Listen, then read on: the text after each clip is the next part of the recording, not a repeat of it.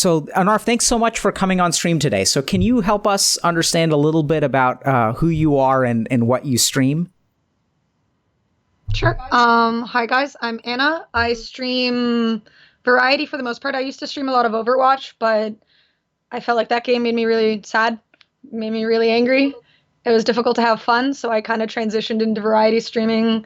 For Halloween, I've streamed a few horror games, which I think other people enjoy a lot more than I do, but it's fun to get clips of me screaming and being weird and wacky. But it's just a really fun time in my stream, I think. And how is it that you got into streaming?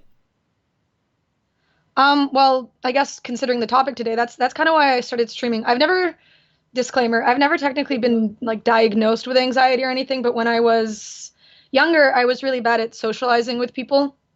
And I thought that streaming would be a really good way to learn how to talk to people and kind of get out of my shell a little bit and sort of put myself in an uncomfortable position so that I could sort of grow as a person, I guess. So you started streaming specifically to like help overcome your concerns about like sort of being socially with people and feeling uncomfortable. Yeah. That's kind of like a, and I thought like diving in head first, sort of. Yeah, I mean, at the start, it was very nerve-wracking. I mean, it still is sometimes. Like, for the first year or so that I was streaming, I was also going to school, so being overwhelmed with schoolwork and whatnot, and trying to have a social life outside of that, and stream, it was really difficult sometimes, knowing how nerve-wracking it would be to hit the go live button to actually gather up the courage to do that, right? I mean, it was worth it in the end, and I really enjoyed doing it, but there were definitely days where I would just not stream because I was afraid. Afraid of what? Well, I mean, again, since I was struggling so much with the social aspect of streaming a lot, the idea of being a small streamer and growing slowly was kind of nerve-wracking, because a lot of people who go into streaming, they just want to see themselves grow immediately and become a big famous streamer or whatever, which wasn't the goal necessarily, but it was, you know, an appealing idea. So to be sitting there at smaller numbers of viewers or whatnot, and knowing that not hitting go live would affect that, but then knowing that I might be streaming for 3 or 4 hours talking to nobody was kind of, it's scary to try and talk to yourself, I guess, for hours and hours on end and still be entertaining. Yeah. Hopefully. So what's scary about that? I guess I worry a lot about what I talk about, what I say, how people perceive me. I worry that people judge me, and maybe it doesn't matter, but it's still something that I typically worry about in a social setting is, you know, for example, if I'm out in public, now I have weird pink hair. So if someone stares at me, typically I worry that there's something wrong with my appearance or they're judging me in some way negatively. Rarely do I think of something positive. It's typically a negative assumption that I have. So streaming is kind of that exact same thing. Someone comes into my stream, I don't know what they think of me. I don't know how they feel watching my stream. So at least for the first year or so of streaming, that was something that was always on my mind, was I hope that, you know, they didn't hate me. They didn't think I was weird. Didn't think I was annoying.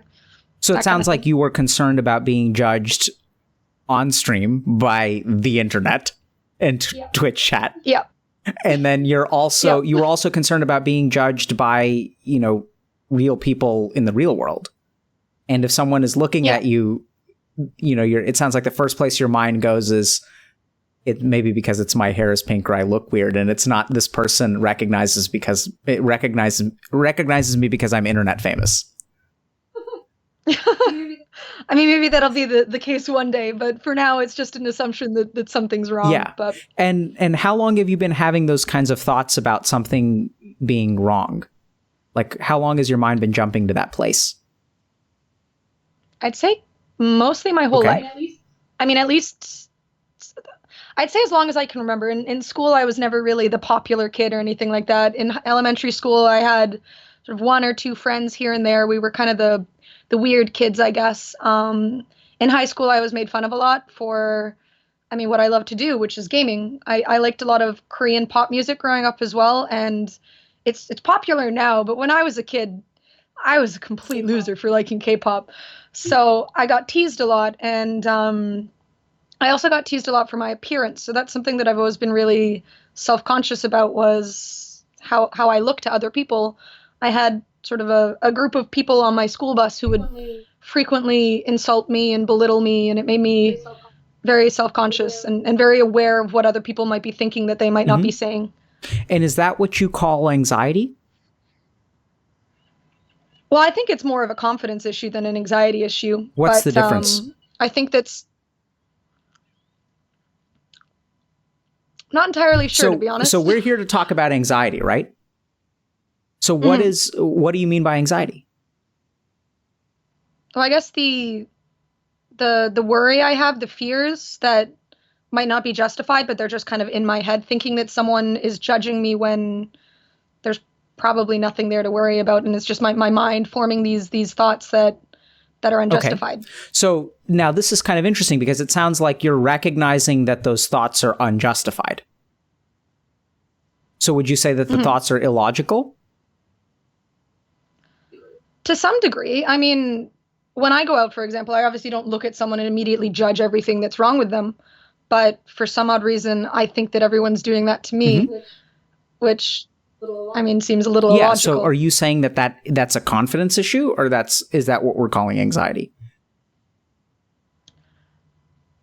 I guess a mix of both. Yeah, I think so. So I think that maybe what you're thinking is that if you were more confident in yourself, you wouldn't have those thoughts. Yeah, I think that might be the case. So I think that what you're experiencing is the classic definition of anxiety, right? So you're concerned about how people are judging you, and that's pretty classic anxiety. It also sounds like most of what you're experiencing is around other people's perceptions of you. I'm not hearing you say that, like, are you worried about other stuff? I mean, I guess like life in general is kind of unnerving, being 27 years old and kind of confused about life, I guess, not knowing really where I'm going to go. There's the general anxiety of that, I guess. I've also actually, for about 5 years now, my doctor, I've never gone in depth discussing with a doctor or anything, my family doctor, about anxiety issues I have. But about 5 years ago, I broke up with my last boyfriend, and we had this sort of thing going for 4 months. He owed me money. He didn't send me the money. He kept kind of saying that he was going to send it to me and didn't. And then it was this long 4 months of him leading me on with that, I guess. And I think that created something that my doctor said was just anxiety. But since then I've had issues with breathing. Breathing? Like it feels like I don't, with breathing. This is what my doctor told me. It was just anxiety and it would go away. What do you mean by issues with breathing? Well, sometimes I feel like I don't get a full breath of air. Like my lungs don't feel like they get filled up, especially when I'm struggling with something that makes me nervous or anxious. It's like I don't feel like I'm breathing properly. I'm not getting a full breath in, I guess. So it's would you like to understand how that works and how to fix it? Yes. Okay. So much. So, I mean, fix it is maybe a little bit ambitious because once again, I can't dispense medical advice, nor can I fix anything about your life over the internet. But let's start with this. What's the relationship between your mind and your breath?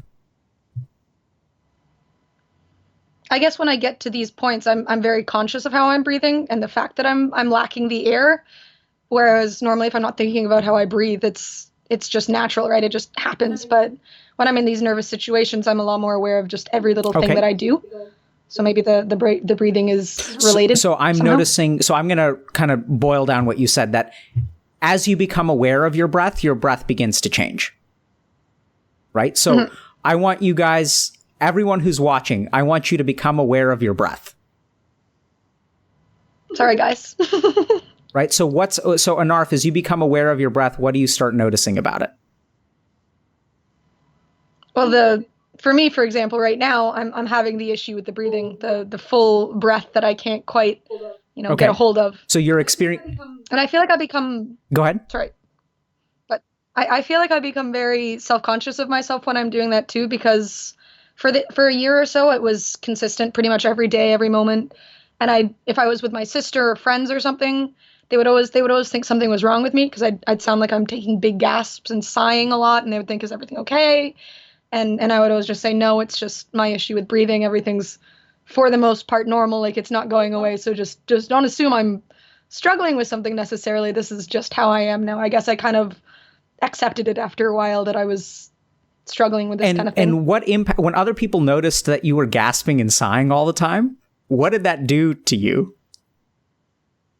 I feel like I would try to breathe a little more quietly, which might make it more difficult to actually get the full breath. So it's almost like a vicious cycle, because when they notice you're breathing like a weirdo, and like, I don't mean to be judgmental, but I can imagine that's the thought that was in your head, right? Like, these people are noticing that I'm breathing like a weirdo, and I feel like a weirdo because people are paying attention to my breathing.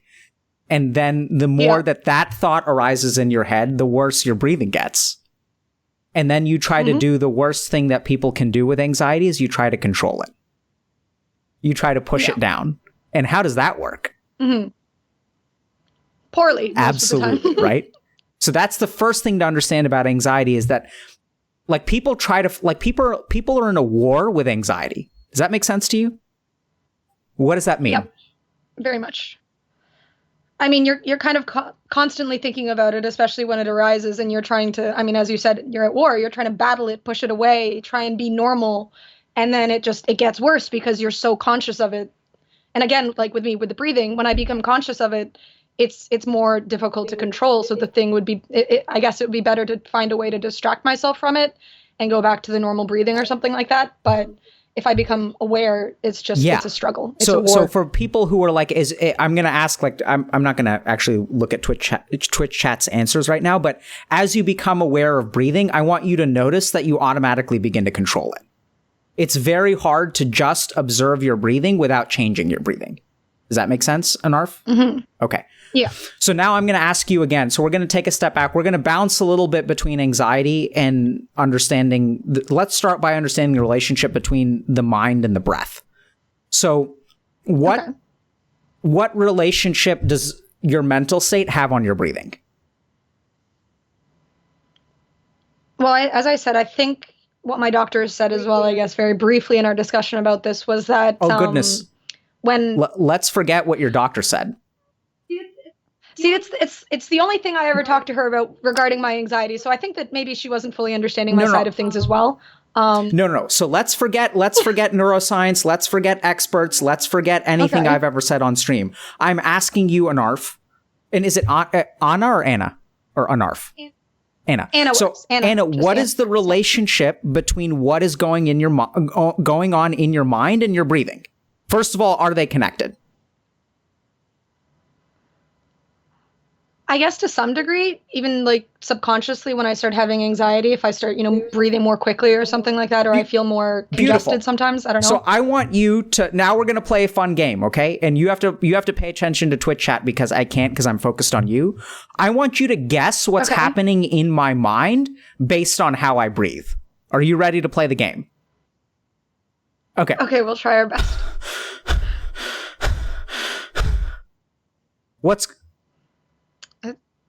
I'd say nervousness. Something's working you up. Maybe you just ran a race. I wouldn't say nervousness. What is? Okay. Yeah. So right. So people in heat. Panic. Okay. Panic. Now. Angry. Yes. Angry. You guys. So just think about this for a fucking second. You can listen to the sound of my breathing, and you can tell me what is going on in my mind. You are reading my mind based on listening to my breath. Your doctor didn't tell you this. You didn't read this in a book. Human beings know this. Like, just think about that and appreciate that for a second. Right? And when people are anxious, what do we tell them to do?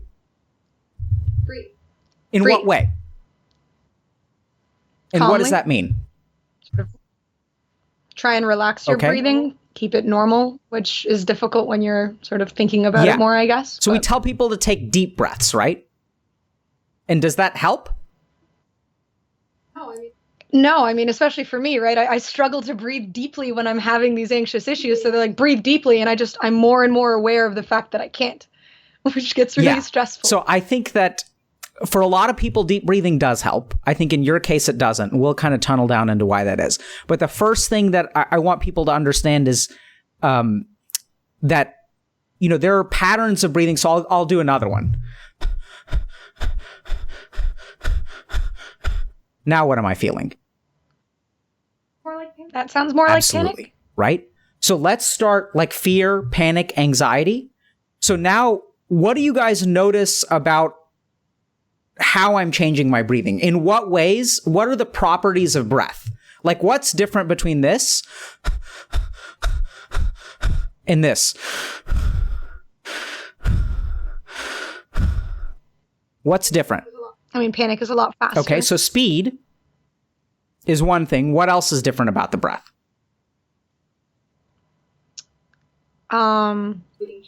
We're reading chat. Okay. Depth and speed of breath, the tempo. Speed and tempo are the same thing. The shallowness. Shallowness. There we go. So let's start with two things, right? And now I'm going to breathe another way.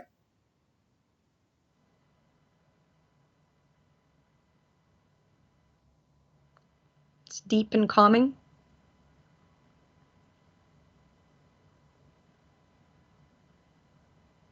So what is the emotion? I mean, relaxed, calm. I mean, even just watching you do that makes me feel more relaxed, honestly. Right? So we'll get to that.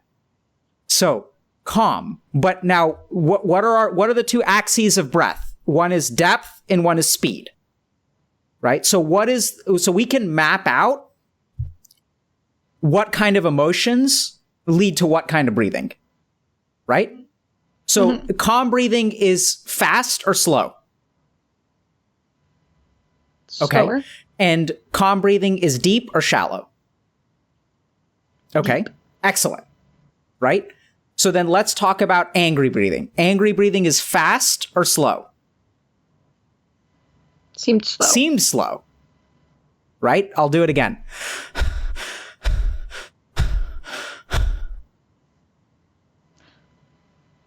I mean, it's slower, but it feels like you're pushing out quickly. But Good. So now you've stumbled up upon another axis of breath, which is inhalation and exhalation. We'll get to that for a second.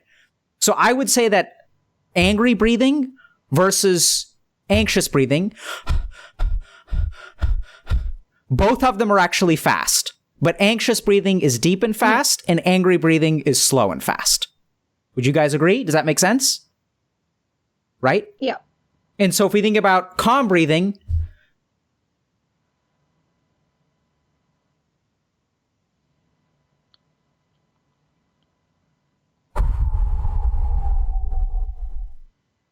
right, that's slow and deep.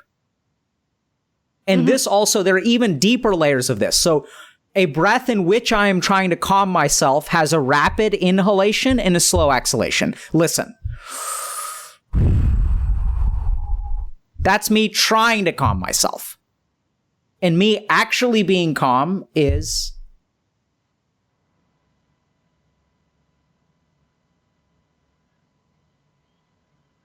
You guys see the difference? So there are a lot of subtleties in breath that we never study. And the next thing to understand, so the first thing is that the pattern of your breathing relates to the pattern of your mind. And now I'm going to ask you a question, Anna. Do you think that it's a one-way street or a two-way street? In what sense do you mean So exactly? we know that our mind determines our pattern of breathing. Like when you get anxious, you can't take a full breath, right? And so let's just pause and go on a quick tangent. So when you can't take a full breath, are we talking about speed or depth? Absolutely. Depth. You noticed that very well. Good. So we'll come back to that. Yeah. So you're telling me that what is going on in your mind controls the way that you breathe. Agree or disagree? Okay. Agree. So now I'm going to ask you, is that a one-way street? Does your mind control your breathing, or is it a two-way street? And does your breathing also control your mind? I guess it would be right? So what does Twitch chat think? So They say six-way street. So let's just think about this. So I'm going to tell you guys about a fascinating study, okay? So there was a researcher who was trying to examine facial expressions and was trying to figure out how much, like what percentage of a facial expression do I need to demonstrate for someone else to read what I'm feeling, right? So like if I'm like this, Annarf, what do you think I'm feeling? Yeah. Happiness or insanity. Yeah, so it's a little bit insane. See, that's beautiful, right? So like, let's just pause because you're able to detect something in my facial expression that's a little bit crazy. So what this researcher was trying to figure out is like, what percentage of crazy do I need to show in my face for you to be able to pick it up? Does that make sense? So if I like did this. Yeah. right? Like, what is that? Like, you're able to detect something. So what he did, and do people know what that expression was? How did that feel? How did you feel when I made that facial expression? I mean, you kind of had like a flirtatious beautiful, right? look It doesn't take much. It doesn't take much at all. So what this researcher did was he tried to figure out like what percentage of a facial expression do I need to show? And like what I showed was like a tiny amount of flirtation, right? It's just a tiny, you like picked it up like that. And I could see it made you a little bit uncomfortable. And so the researcher tried to figure out what percentage of a facial expression do I need to show in order for people to pick up what I'm trying to send. And he took his research assistants and he had them practice facial expressions. So then what he did is he trained his research assistants to kind of display 50% of anger, 25% of anger, 100% of anger. And then he had his research assistants like glare at people, right? Or like flirt with people or smile at people. And by doing that, he was like testing, like, okay, he told his research assistant, I want you to display 25% of anger and see if people can pick it up. You with me so far? So bizarre things started happening. His research assistants started fighting amongst each other. And the research assistant who was trained to like with anger started getting pissed off. The research assistant who was trained to feel like shame started feeling ashamed. And the research assistant who was trained to feel like to demonstrate happiness started feeling better. And so the researcher stumbled upon a really fascinating thing, which is that your facial expression actually controls the way that you feel too. And I want you to pay attention, like Annarf, like right now you're feeling curious, right? So Very like much so, yeah. now how do you feel? Look at me. Curious, really. I'm a little distracted, I guess. Look at me. What are you feeling? Intrigued. Okay. I mean, this is an interesting story. I think when we were at TwitchCon, Sahil, Kanga, my sister and I, we went to this this improv thing where they did something similar, where they were having people go up on stage and perform sort of emotions, just like what this guy was having people do. He just, no words or anything, just facial expressions, body and whatnot. I kind of remembered that from this conversation, but they didn't go in depth with, you know, how they felt afterwards kind of thing. But I mean, maybe it affected people there as well. So like I think Tom sort of said it, that like if I smile at someone, like you guys should try this, right? So it's hard if you have social anxiety, but like genuinely smile at someone on the street. Like if you just smile at someone. I do that quite regularly, actually, yeah. Because I've definitely had people, I'm walking by them on the street, they smile at me and it makes me feel kind of good. Just seeing a smile. And then what happens when someone smiles at you is, and you can't control it. And when you smile, you start to feel a little bit better. So breath and facial expressions, like everything in your body has a feedback loop. This is the principle of homeostasis. And it's like how our body functions. When our heart rate goes too high, our heart says, oh God, we're beating too fast. Let's slow it down. Everything has a feedback loop. This is like when you go to the doctor and they test your reflexes, they're testing your nerve's ability to create a feedback loop. So everything in your body has like a point and a counterpoint. Like when you get super excited over time, like just think about this for a second. You don't stay excited forever. What happens to your excitement over time? Exactly. Dies down. And when you feel shitty about yourself, what happens hopefully over time? Hopefully Absolutely. It dies down. So your body has a very simple mechanism where like both sides, like everything is a two-way street, and this is homeostasis. So when it comes to your breathing, I want people to really understand this. What I'm telling you is that you can literally control your mood with your breath. Right? Like I can control the happiness that Annarf feels by... See, you can't control it. You can't stop it. It's that simple.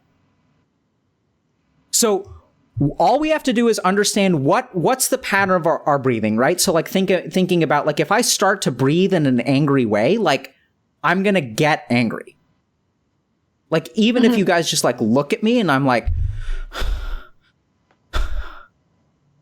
and I can't stop but smiling, which is why you're smiling. And you're detecting that underneath the fake anger is the genuine smile. So your empathic circuitry, Anna, is spot on because you're able to read my facial expressions. And you're able to feel what I'm feeling.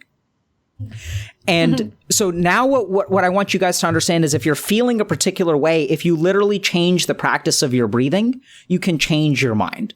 And before we started our stream today, like I was talking to a couple of people that have been doing some of the meditation I've taught, and they feel like super calm. And there are a lot of reasons why meditation helps us, but I think one of the simplest ways is that if you control your breathing, you're going to control your mind. And this is the science of pranayama. So now, Annarf, I'm curious, how shallow are your breaths right now? Do you feel like you can get a good breath? I do, yeah. There's moments here and there where it feels a little more of a struggle, but for the most part, yeah, it was definitely a little more of a struggle at the start of the stream, and I feel a little more relaxed now. So now we have to dig into this. What on earth happened? Because when you try to control it, it doesn't work. When you try to take a full breath, you don't feel it. So what did we just do over the last 10 minutes to like disable your anxiety? Well, something that I find works in general as well is when something's engaging and interesting to me, I'm not paying as much attention to the breathing, or I'm focused on something else, so I'm not aware of how difficult it is to breathe. So my body just goes back to doing its regular thing, which is breathing, just, staying alive. Yeah. So I mean, the discussion you had there with the facial expressions was intriguing to me. So I was more focused on that than my breathing. So I think there are two things involved there. One is we have to be careful about distraction. So one thing that people do to combat anxiety is to distract themselves. Right? But like when you distract yourself, I would argue that what we did is not actually distraction. Does that make sense to you or not so much? Well, you're trying to teach me a way to deal with it without a distraction, I guess, right? So distraction is an active effort. So let's kind of define terms. Is an active effort in your mind to suppress the anxiety and look at something else. It's like distraction is like going like this. I'm not listening, I'm not listening, I'm not listening, I'm not listening, which is not actually calming anyone down. Does that make sense? Like that's what distraction is. Like, like you're not here. Like it's like a very tense. It's like one of the tools in the war against anxiety. Does that make sense? Yeah. What we actually did is engagement. Does that make sense? Like that there's a difference between distraction and engagement. I think a lot of times your hope is that by distracting, you'll actually engage in something. But what I think we were able to do for you, Annarf, is engage you in the present moment. For you to be like fully present and paying attention to what I'm doing. You didn't try to distract yourself from your anxiety, right? Like you didn't actually try that. Distraction, like, and if we think about even the verb, so if I use the word distraction, like who is the subject of that sentence? Absolutely, myself, right? So you say, I tried to distract myself. Whereas what happened here is like you didn't try to do anything. It just happened. Yeah. And so, and apologies if this sounds kind of abstract, but like engagement is different from distraction. And what we did was engagement, which is to genuinely like take your mind and have you appreciate and enjoy and be in the present. Whereas distraction is actually like pushing something away. Engagement is about naturally moving towards something, and distraction is about pushing away. So in a weird way, like, do you feel like we actually, even though the effect is that we affected your anxiety, did you feel like we were trying to do anything with anxiety? Absolutely. No. And that's the key. Because when you try to do something to your anxiety, what happens? Absolutely, right? So the way to overcome anxiety is to actually not try to fight it. Because what happens when you fight anxiety is it creates tension in your mind. There's a war. And tension is the fuel for anxiety. Does that make sense? So anything that you combat in your mind when it comes to anxiety is just making it stronger. And I would guess, Annarf, that in your experience, the more you fight the anxiety, sometimes you win, but it seems like the more you fight it, the stronger it grows. Yeah, typically, right? Like you're building up this wall, and the more you build the wall, like the higher the anxiety climbs. And it's this really like crazy, unnerving, it can make you feel powerless because you're trying so hard and it's like not working at all. And you become desperate and you're like, I need to push a little bit harder. I need to push a little bit harder. I need to keep it at bay. And then it just gets worse and worse and worse, and it's spiraling. Yeah. So I want you guys to understand that anxiety is like cancer of the mind. Like, so what cancer does is it takes the nutrients that your body has and it grows with them. And the more that you fight against anxiety, it's going to grow based on your tension. The more you try to fight it, the worse it's going to get. Mm-hmm. So what do you think we should do, Annarf? How can we make you anxious again? I want to make you anxious. I mean, I don't know if I want to... I mean, I'll be honest. Right now, I'm feeling pretty calm. I'm not sure how to go about making me anxious again. Yeah, so I apologize for fixing it. But I think this is an important relationship for us to understand, okay? So, like, I just wanted to try to, like, reactivate it so that we could, like, in a more definitive and mindful way, like, see how you can come back. But it seems like your calmness, much like your anxiety, is, like, not wanting to go anywhere right now. Which I guess... Yeah, well, that's how it is with the breathing as well, is that something comes up and it gets really difficult. And I think because I either try to distract myself or fight it, it sticks around for a lot longer because, I mean, I didn't know that if I just calm down, think, like, find something that brings me back to the normal, happy mood, that it'll just go away on its own naturally through getting rid of the anxiety. So one of the things that I want you guys to stop doing is fighting your anxiety. So, like, understand that your anxiety has a place in a role and that you're going to feel certain feelings and then let it happen. So the thing is, like, I think fighting anxiety is a little bit like holding water. Like, the harder you hold, the more the water slips out of your finger. So if you want to keep if you want to keep water in your hands, Annarf, like, how do you do that?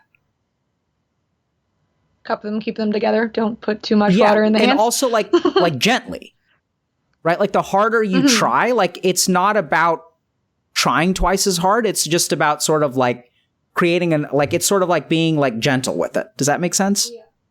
Yeah. And so that's the same thing you need to do with your anxiety. Is when your anxiety arises, like, I want you to kind of tell yourself that, okay, like, this is happening again. It's going to happen. My body is used to doing this. My mind is used to doing this. We can get into why your body and mind do those things.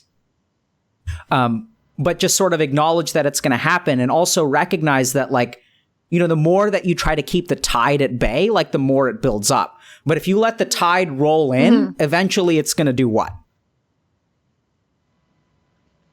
Go past, move on. So, like, the tide comes in and it comes out.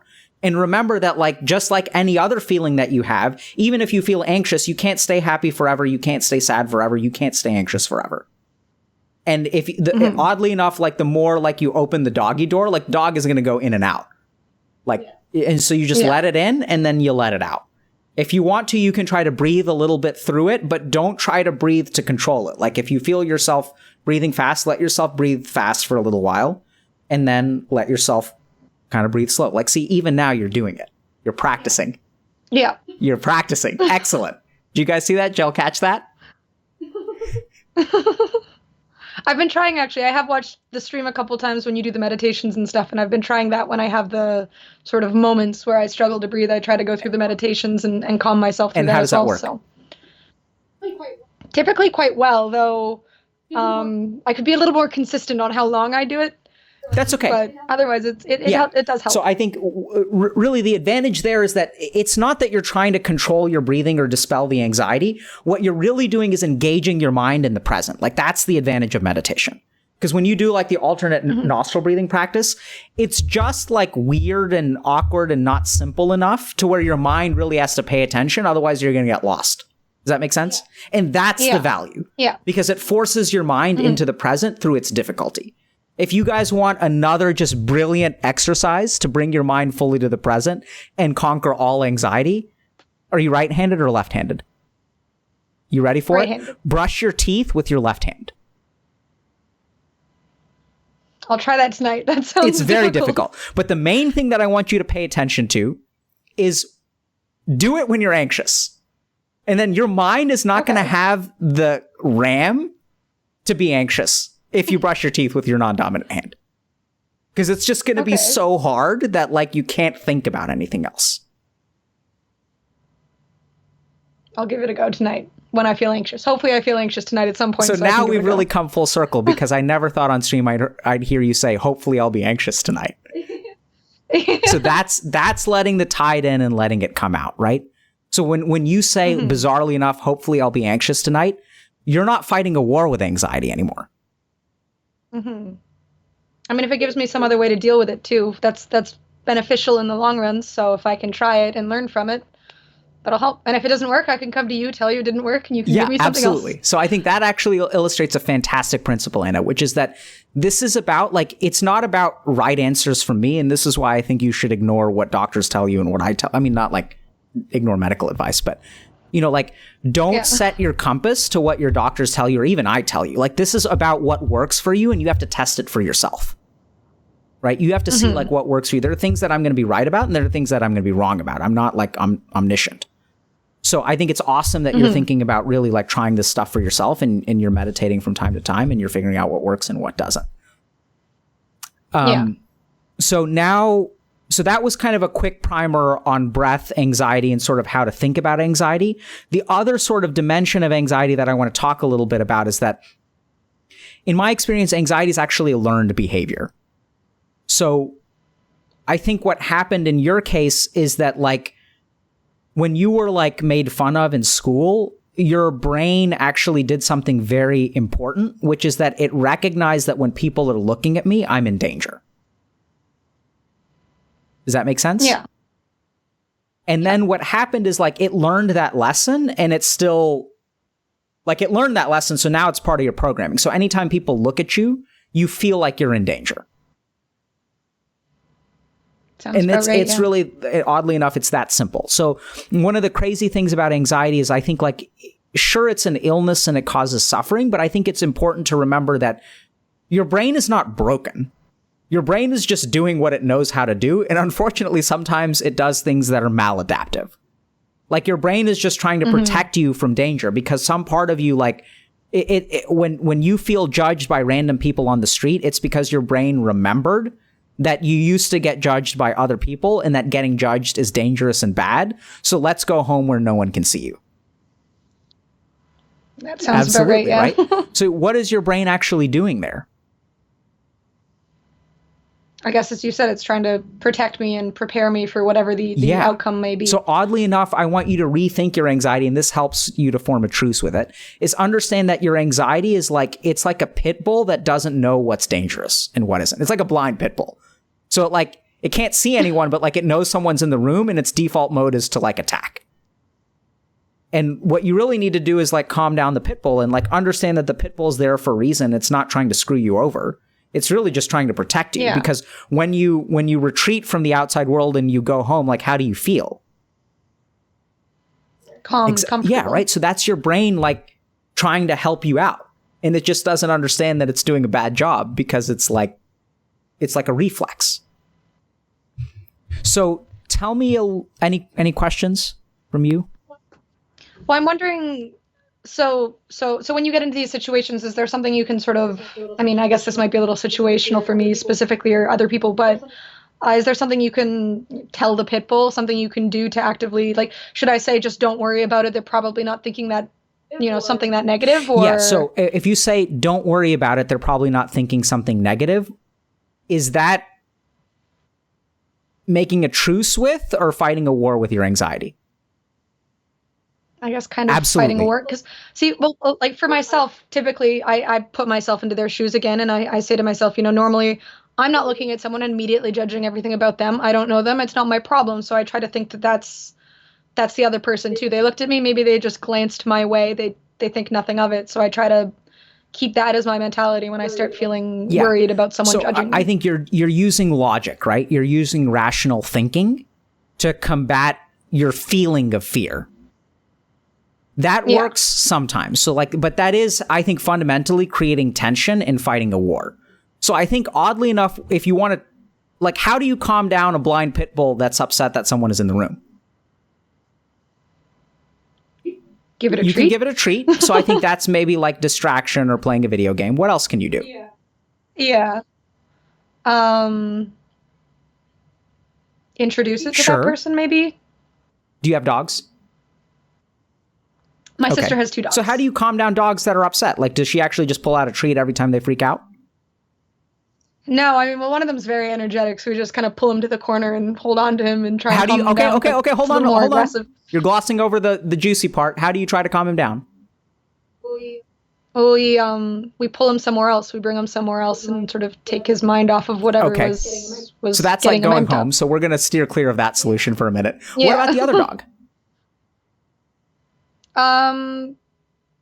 Well, again, we typically just the best way of doing it is kind of like yanking on her and comforting her. How do you comfort her? Hold on. See, you're doing it. You're glossing over the good part.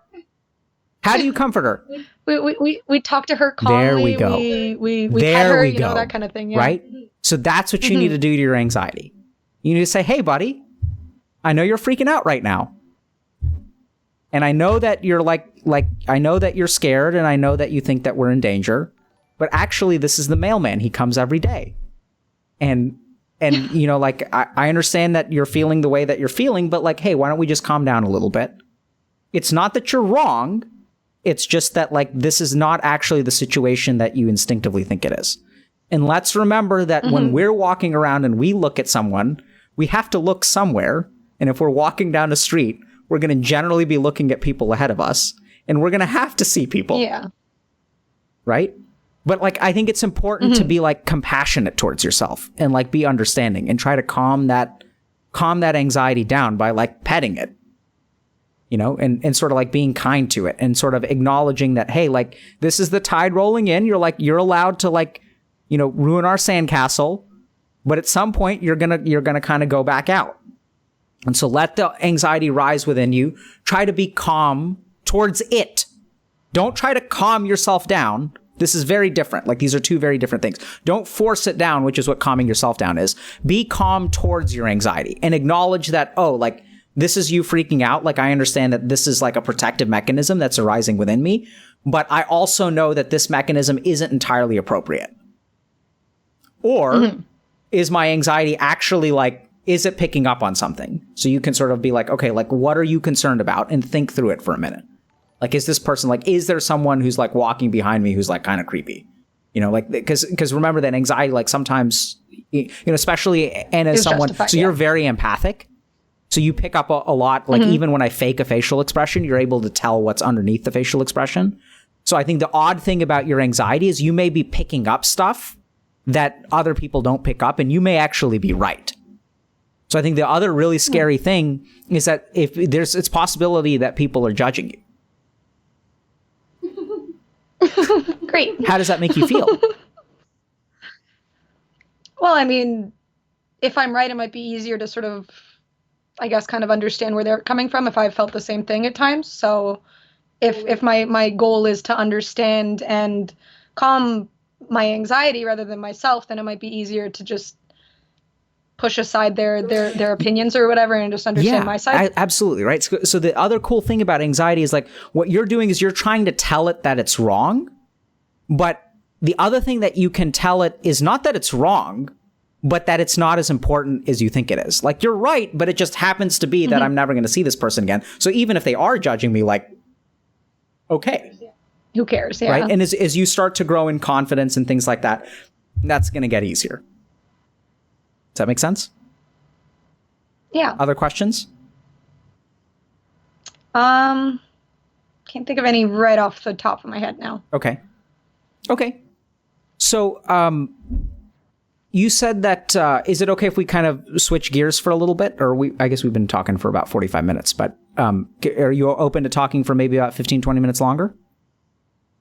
Yeah, sure. Absolutely. So the other thing that I want to kind of dive into is sort of the roots of anxiety. And remember how I was saying that, like, anxiety is a learned behavior. So for a lot of people, disarming their anxiety goes to sort of the root of where their anxiety formed and kind of like processing that. So you say that you've always been concerned about how other people are judging you, or you've always sort of remembered being anxious?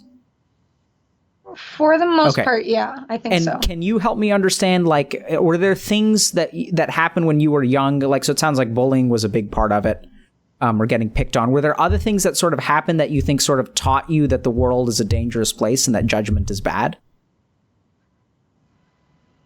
Well, I grew up with a very religious and somewhat closed-minded grandmother, so that may have affected things. She was, I don't want to say she's a very positive person. Growing up, she was a little more negative. So I think she was somewhat judgmental of others and very concerned with people we spent time with growing up. My sister and I were raised by a grandmother because my parents divorced when I was very young. So we were raised by her in a very religious household. People we were friends with, like, she was very particular about pretty much anything we did, who we spent time with, and that kind of thing. So I think I grew up in an atmosphere where judgment was quite normal. And she was British, and I think showing emotion and stuff is not really common in a British household, I think. So that may have been difficult as well when I didn't know how to bring up what I was feeling or something for fear that she might misunderstand or like it just seemed uncomfortable, I guess. What was uncomfortable about it? It was just not something that we discussed often, I guess. The personal feelings and whatnot wasn't a huge topic of discussion in my household. And so can you give me an example of like how your grandmother was sort of, you mentioned like kind of closed-minded, judgmental, like very concerned about who you hung out with. Like, can you share, do you mind sharing an example about that? Well, my best friend is a lesbian, and my grandmother is very against that mentality, that type of person. I've never mentioned it to my grandmother for that reason, is because I'm worried of how she'll react, if she'll be upset, because she's known my best friend since, I've known my best friend for about 20 years. So my grandmother knew her when we were wee little kids at school. So it was sort of a secret. Yeah. So what are you afraid of? So it sounds like you haven't shared this with your grandmother. What are you afraid of? What are you afraid of? I guess disapproval. I obviously very much care about my grandmother and her opinions and how she feels about things. And obviously my best friend is one of the most important people in my life. So I don't want there to be a rift, or if my best friend, for example, sometimes I'll invite her to Christmas dinners, Thanksgiving dinners. And if my grandmother found out about this, there's a chance maybe she would just say no, not allow her to come out anymore. So I'd prefer to kind of keep things from being hostile. Okay. So it sounds like you're...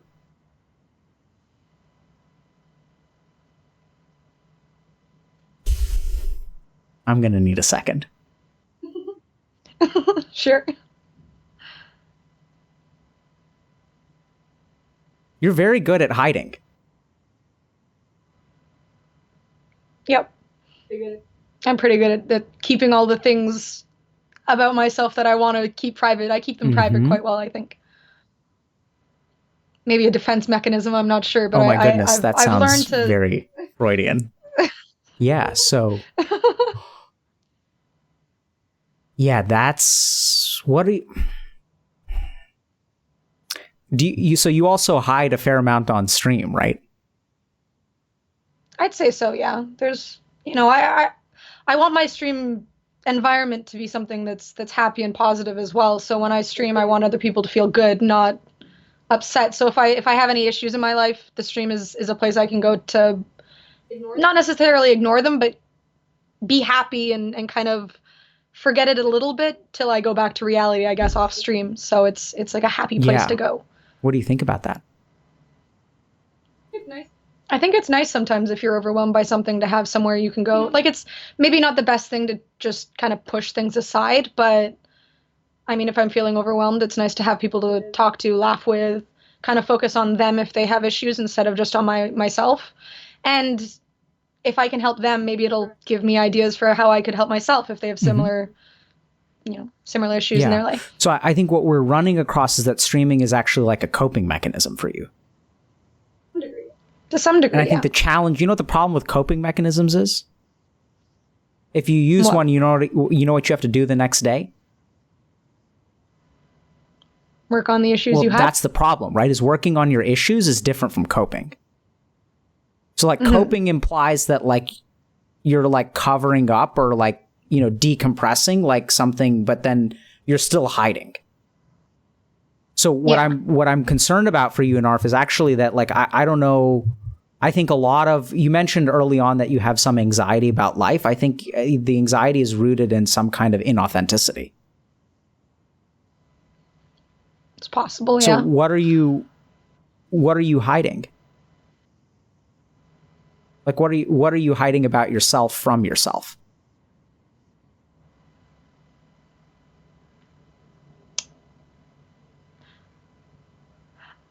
That's kind of a tough one to understand. I feel like it's a really large thing. I guess to some degree I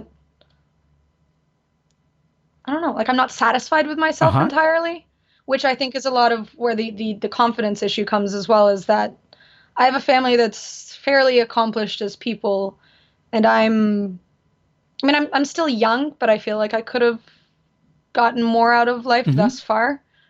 Um, I feel like I do a lot of things that I really enjoy, but I still feel like there's a lot more I Mm-hmm. could do. So maybe I expect too much of myself, or I put too much pressure on myself. So I want you to notice what you're doing there. You're fighting a little war in your own head. You see that? Yeah. That's not good. Because I think what's happened is hiding has become so instinctive for you that you do it all the time. And then you kind of like try to justify, you're trying to be like encouraging, like a friend, like you're trying to reassure yourself that, oh, like, even though you feel like a failure, you're not really a failure. Right? You like reassure yourself, and you say that and by the way, you can tell me to go fuck myself at any point. And also we can stop at any point. But I'm concerned that what's actually going on is like you try to like pep yourself up, and you feel some degree of like you haven't lived up to the expectations that you set for yourself. You haven't lived up to the perceived expectations of your family. And at the same time, you kind of tell yourself, oh, like I am having lots of fun though. But that feels kind of fake to me. Does it feel fake to you? I mean, the fun part, it does. It's hard to really understand how I even feel about these things. Honestly, I've never fully tried to, so I think I struggle with it. And you know why it's hard for you to understand? Because you're so good at hiding. That might be it, yeah. So you're trying to detect yourself, but your stealth level's like 100. So like, and so if you really want to understand yourself, you have to start by like recognizing that like there's a part of your mind that's just really good at stealth. And my guess is that part of your directionlessness is because you're kind of trying to move forward, but like you're not quite sure where to start. And I think that you have lots of good ideas, but the problem is like you're not sure if I imagine you have a lot of good ideas because it's clear to me that you're very smart.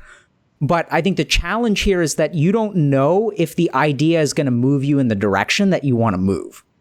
Like, I think you're good at figuring out, sounds right, yeah. This will get me from point A to point B. This will get me from point A to point C. But the challenge is you don't know if you want to go to point B or if you want to go to point C. So your challenge is not one of capability. It's one of direction. And so you know where direction comes from? From yourself. Where? Right? Like, so the question is like, what do you want to do? See, I don't know. That's where the confusion comes from, is that I feel like that's something that maybe doesn't weigh on everybody my age, but it's like, the future is, that's a long time to think about. I don't want to go in a direction that's bad for me. I don't know necessarily what direction will make me happy, or I mean, the hiding thing, probably I try to just avoid thinking about it and kind of going from, one thing to the other, as you said, and just something that seems like accessible. So, Annarf, I want to commend you for streaming, because I think the challenge here is that I think at times in your life you've known what you wanted to do, but you haven't let yourself want to do it. Well, to be honest, streaming was one of those things a long time ago that I wanted to do a lot more of and got sort of afraid of it. And at one point or another, I just sort of hunkered down and said, okay, just click the go live button, start doing this consistently and see where it goes. And I think it has benefited that's what I mean. So I think streaming is a good idea, but I wonder, like, I'm imagining living in a house with your grandmother and you being like 15 or 16 years old, and you actually knowing at some point when other people are figuring things out, like, you're like, hey, I think I want to do this. But then you reflexively recognize that that's not an acceptable answer. And so you go back into stealth. And you've been stealthed for so long that you don't even know how to find yourself anymore. Yeah, that sounds about right. Though I don't think I've ever really had a specific path that I was really interested in. I grew up, I wanted to be a chef for a long time. I love cooking. I like the idea of like learning about food and alcohol too. Over the last few years, I've had some experiences going through really nice bars. Experiencing the creative side of these things has always been really intriguing to me. I don't love the idea of working in a kitchen, which was one of the things that really deterred me from progressing for the. I took a very brief. I took a culinary arts program once very briefly, and I discovered that the kitchen atmosphere itself was not appealing to me. And then, so I think my life has been split in two interests that have really that are kind of very distant from each other in a sense. I really love gaming. I love esports. I love the idea of streaming and whatnot.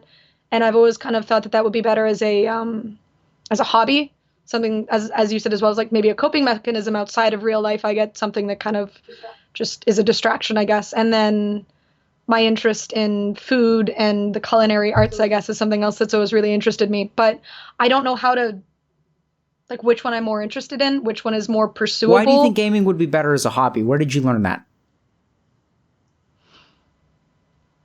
I don't really think it's something that I've learned so much as it's always been that thing that has been the hobby for me. So I'm a little afraid of creating a job out of it and getting tired of it and not having something that I would want to fall back onto, like something that's there as a yeah. So let's be clear. There's a difference between a good idea and what you want. Mm-hmm. So I think you're so you smiled when I said that. So I think you understood something that I'm trying to tell you. And what am I trying to tell you, Anna? Well, I've had a lot of people who have gotten into gaming, right? And a lot of people are very passionate about it. My friends who are involved in gaming and esports, and I guess for the most part, the ones that I do know haven't really gotten sick of gaming because they work in the industry. But I guess that's always a fear of mine, is that if I worked in the industry or I did things that related to gaming, I might get sick of it. So remember, but Annarf, what's your problem? Is it success or direction? Direction. What is your reason to not go into the gaming industry?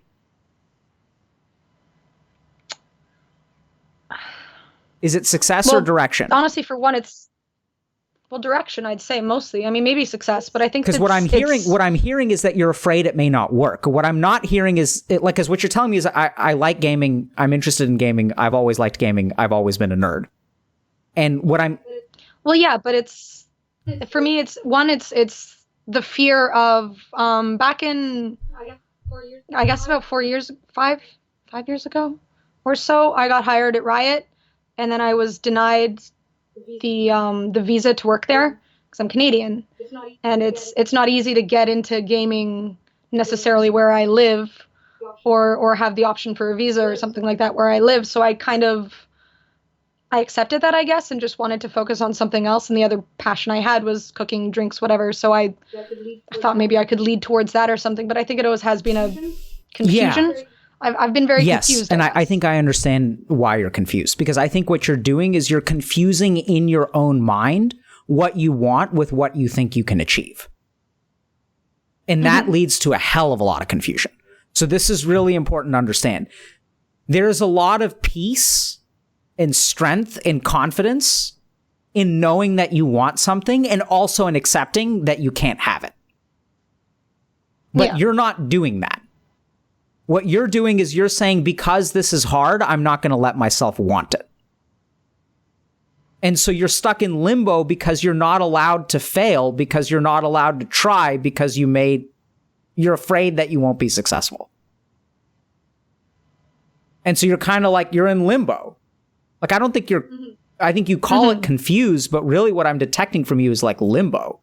You're just like floating without any, like, you're not confused. You're just like stuck outside of some gravitational orbit and just floating in space and not going anywhere. So I think the first thing that you've got to do is like understand what it is that you want and divorce in your mind whether it's a good idea or a bad idea. There are things that you want to do. Like, there's something that I want to do, which I think is a terrible idea. So I want to hold another retreat for video gamers, and I just want to do it. Like, I want to rent a house for 10 days or like a farm. So I was talking to someone about this, and they were like, yeah, get a farm, man. Like, don't get a house, get a farm. And I want to tell the internet that if you're struggling in life and you're a gamer, just show up and we'll figure it out. And like, I don't know if no one's going to show up or 20 people are going to show up or 50 people are going to show up. I don't know if someone's going to show up with lice. Like, that's a problem. Like, there are all kinds of reasons why this is a bad idea. But the fact that it's a bad idea has nothing to do with whether I want to do it or I don't want to do it. Does that make sense? And I think what you're doing, like, I want you to really think about this and let me know. I mean, it can be hard, but I would encourage you to actually go back and watch this, because I think what you're doing is you're confusing what you want with what you think is a good idea. And those are completely different.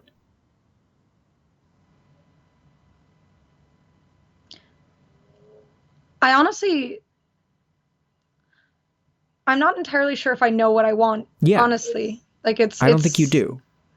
Because I think anytime you get anytime you have a little sprout of a want, what happens is your judgmental, your highly accomplished family, your set of values and what is worth it or not worth it steps in and squashes it. Yeah. Okay.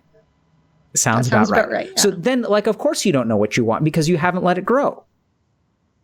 Right? Like, you judge it based on its likelihood of success, and then that's the beginning and end of the discussion. So it's like either you culinary academy or like is it like, what is it, like medical school, engineering, like what are the things?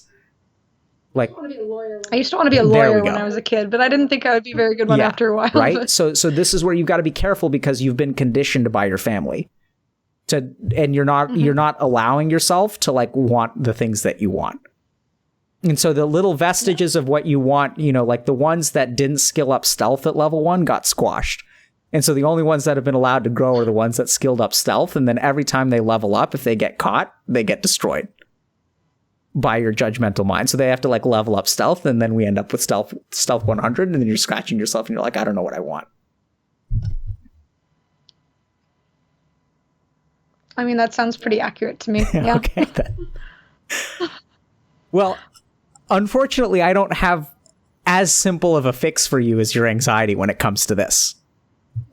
I think, I would really think about reflecting or writing or seeing a therapist. There are a lot of different things that you can do. I mean, do you have a sense of like how you can get started in understanding what you want? Maybe. What are you thinking? I guess like the thing that I feel like I kind of want two different things. I feel like one is a little less accessible, so I'm sort of leaning towards the other thing. And it's something that I am working towards. It's just, I guess I still have some doubt in my mind, but I guess I need to work on that. One of these, I forget which esports team, I think Philly Fusion, they've got a professional chef, right? Yeah. Most of the teams do have professional chefs, but again, there is, for me, with gaming, it's always been a big concern of visas or something like that. I don't know how accessible they are. Living in Canada might make things more difficult. If they've got someone in the US who's really easy to get a hold of, then why would they take someone from Canada? Why would they spend the money on the visa? That kind of thing. So I think it's doubt that I've let kind of overwhelm me and sort of deter me from pursuing something like that. Yeah. That makes sense. I think doubt is a big problem, right? So it's the chance of success that's preventing the low chance of success that you perceive that's preventing you from trying, which is a really, really paralyzing way to live life. Right? So like you're falling into something called the planning fallacy, which is that you're making a plan and then you're choosing to act based on the success of that plan. You know what the problem with that is? When do we make plans? Well, before the whole, and so how good is your plan at the beginning versus at the end? I mean, the majority of my family works for the government, that kind of thing. So their mentality is, even if you don't love your job, at least it's stable, at least it's, sensible, I guess. And then do things that you want to do on the side. So I think that's fine, but then at least you have to be honest. Remember what I was saying earlier, that like you have to be honest with what you want. It's one thing to be honest about what you want and to give it up. It's another thing to not let yourself want it because you don't think it's viable. Right? So like, does that make sense to you? And so I think the problem is that you're sort of forming a plan, but like when you try something, you're going to learn all kinds of things along the way that you didn't expect. Like, well, as I said, right now I'm working towards something. I don't want to discuss it on stream because I'm kind of, there's some people who live in my city who make me uncomfortable, but I'm taking a class for something that is one of the things that has really interested me for a long time. So I kind of just figured, screw it. If it'll work for me, I'm working. I just started a job yesterday that has to do with this thing. So I'm progressing towards something that I've put off for a long time and sort of had interest in and just didn't want to do it for fear of it. So you're doing it, right? So like, I think the most important words that you just said, out of everything that you just said, is the 2 words, screw it. I'm just going to do it. That's what you want to do. Right. And if we think about like gamers, like what keeps them stuck, it's their inability to say screw it. Like if you're, if there's someone that you have a crush on and you're like afraid they're going to reject you, like in order to move forward, you've got to say screw it. And you've got to try. Yeah. You've got to open yourself up for failure. And that's the problem, is that people are not willing to say, I mean, like this whole stream started because one day I said, people told me, like, if you go online and you start talking to people about their feelings, like, you could get sued. And so I have disclaimers and stuff. But, like, yeah, I could get sued. There are, like, all kinds of reasons why this is a bad idea. Like, it's a bad idea to do this. And I think it's the right thing to do. So I'm saying screw it and I'm doing this. And I love it. Like, this is fun for me. And I think it's great that you're saying screw it. And I think the more that you say that, I think the better off you'll be. But, don't go overboard, obviously. Like, but I mean, I think that's not the concern. I think your personality spectrum is so far on the pragmatic side that you can let loose and you're still not going to cross like the 50%. You're still going to be pragmatic in the way that you do things. And I'm sure that you've done a lot, even though you've said screw it. I would bet money that you've done a lot of calculation about what you're doing and you've optimized your chances of success. I mean, that's why I'm taking a course for it and whatnot to learn it before I kind of dive into the deep end of it. So, okay. So thanks a lot, Anna. I think we'll turn things. I don't know. Sometimes people may have questions for you, so let's kind of actually turn to questions if that's okay. Do you have questions before we kind of switch gears? Any last? I think I'm good. I think I'm good on the questions for now. If I think of anything, though, I'll hit you up on Discord or so something. We're going to see. I'm going to ask Twitch chat if people have thoughts or questions for either you or me. And then if not, if no one has questions for you, then we'll sort of end the call if that's okay. Sure. So if people are asking first, like, what's your stream schedule? Well, right now I'm taking school classes. So most of the time I'll stream Sunday nights, Tuesday nights, Monday nights, mostly nighttime when I'm done classes. So most days of the week, I'm going to be working Friday and Saturday nights. So for the foreseeable future at this sort of new job that I started. So I'm not going to be streaming then. But every other night of the week, I try my best to get a stream in here and there so that I can sort of, have something positive in my life that makes me feel good. Okay, great. So it sounds like most weeknights. So that's awesome. And then so Domination Time asks, regarding coping versus dealing with issues, when should we do coping? Coping must have some good positive functions, right? Absolutely. So remember that like coping is a Band-Aid. So when you're feeling like you can't solve the root of your problem like all the time. So as a human being, your mind, like you need some way to function. So like it's fine for us to talk about, Anna's like how she doesn't know what she wants in life and how her desires have like a high stealth to hide from her grandmother and all that good stuff. And at the end of the day, like on a day-to-day basis, like she can't tackle that problem. So she has to, the feelings that bring up in terms of anxiety or confusion, like in order for her to apply to whatever school thing she's got or apply for a job or go to work or stream, she's got to like table that existential dread. Can I just say as well, actually, the last bit of this conversation has been something that I wanted to avoid bringing up because it makes me kind of scared. So the fact that you got it out of me, I normally I probably would have just tried to veer off and talk about something else or cut the conversation short. But I mean, I figured it'd be better for myself, my mental state, the stream as well, maybe to discuss it and kind of learn to deal with it, I guess, and grow from it. I'm going to translate that. Anna? So what you're saying is that you unclicked the stealth button and you're visible for a few moments? Yeah. That's awesome. Yeah, exactly. It's dangerous, right? Because now you can be targeted. Oh my goodness. You're out in the open. Yeah. There's so much danger. But I mean, it's why I started streaming. It's kind of why I came on here. It's why I've started doing what I've been doing lately. I'm just kind of trying to get out of that habit, I guess. I really commend you for that. I think it's like the opening ourselves up to like stepping out of our protective safe zone, I think is really the first step to changing your life. And so I really commend you for doing that. Yeah. And yeah, it looks like, so I'm going to just go back to Tom's question. So,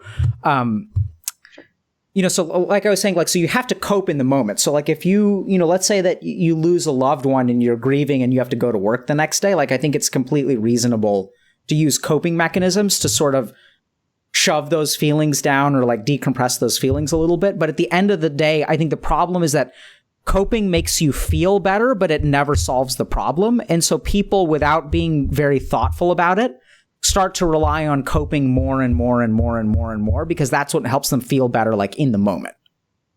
And then over time, like your problems never get solved because you think that coping is like, because coping does help, but it doesn't fix it. It's just like a Band-Aid. So, and sometimes like, let's remember that like Band-Aids have their place in society, right? Like Band-Aids are good for us. Like we need Band-Aids sometimes, but don't confuse a Band-Aid with actually like the healing that goes on underneath. And both of those have their role. So let me see. Are you following Twitch chat, Anna? I am, so do you think that there are other questions? I'm not seeing any necessarily. Tom is saying that he's gonna use heroin to continue to cope. Maybe I'll give it a go. Yeah, don't use heroin, boys and girls. No, I'm kidding. I wouldn't. Heroin's a bad drug. Okay, so I'm not seeing a whole lot of questions, so I'm going to go ahead and hop off the call. Annarf, sure. And then we'll go ahead and transition. And if people want to like populate with questions, we'll kind of come back to those in a second. Okay. Okay. Yeah. Thanks a lot for coming on, Anna. Thank you for having me.